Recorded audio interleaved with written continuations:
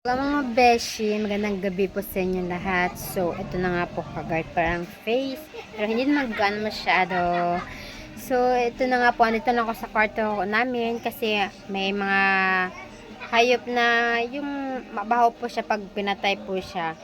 Kaya, andun sa labas ng bahay, marami. Hindi ko lang alam kasi parang kung sa Bisaya pa, uso sa buwan ng mananap, 'di ba? So, daw yun, nagkakalat. So, ito nga po, ang i-share ko lang din po sa inyo ay may binili din po akong dress, color pink, kahapon po. So, ipapakita ko lang po ngayon sa inyo at ito po yung nagustuhan ko po na dress. So, ito po.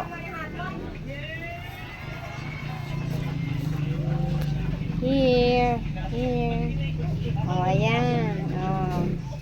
Susuotin ko pa yan pag ngayon, pag magsisimba po ako, diba, bagay po sa akin yan. Na-fit ko na rin po yan doon sa sa Road Mart. Sa Road Mart ko lang po yung binili. Bagay naman po sa akin. So ayan po.